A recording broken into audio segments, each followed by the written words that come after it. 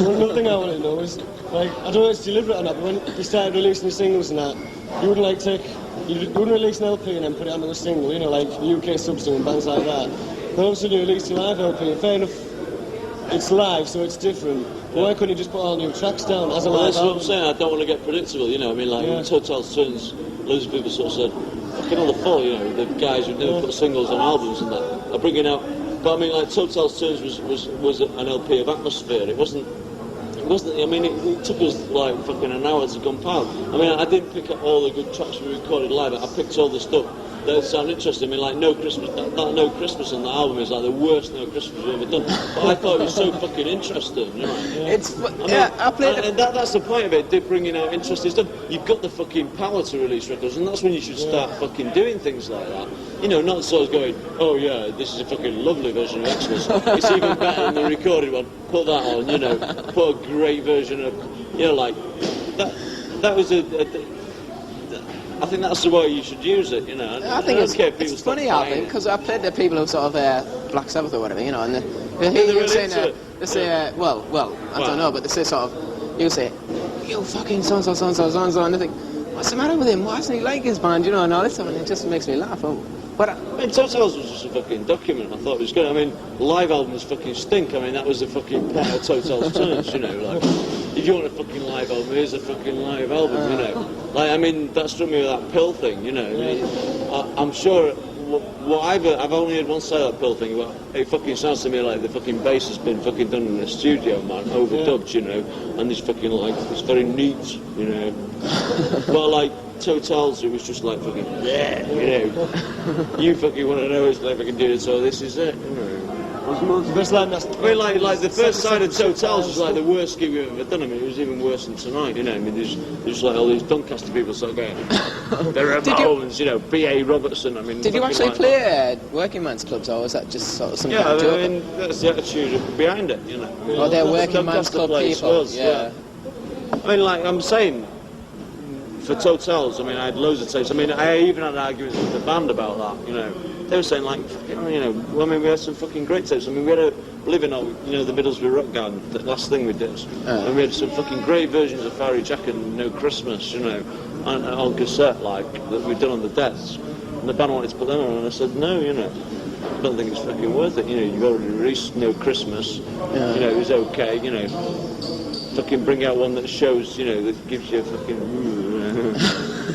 Another thing I've noticed in the media and stuff like that is most fall reviews of either gigs or singles seem dead favourable. You've seen your friends in the press, right, and they're always saying they put out the page on what the fall out of them, you know, and then then they always praise him. I've noticed the past couple of singles reviews they've always said this for the fall I hope is a hit.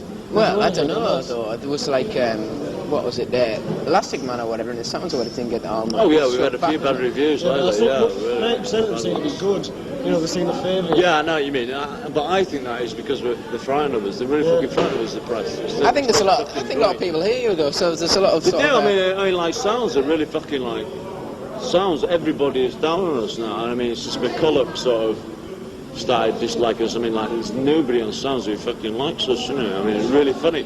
I mean, it doesn't matter to me, but the press.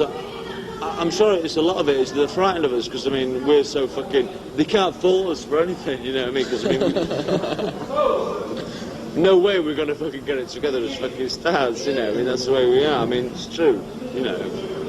Even if we were fucking millionaires, I mean I don't think we'd fucking come over like that. So you're not getting the things like the old British thing of sort of building them up to knock them down. They can't fucking do that. They can't say the Fall. Oh yeah, the Fall was saying this fucking 3 years ago, and now the fucking. You know, they've got on a big label, because we haven't got on a big label. It's not that kind of material anyway, right? I mean, sort of... What they're trying to do now is get out the rough trade angle thing, sort of thing, you know. But, I mean, we all know about rough trade anyway. We knew before they fucking did. The press did, you know. A lot of press are frightened of us, you know. And I think it's really good. If you ever notice our bad reviews are, like, really confused, we get a lot of bad stuff lately.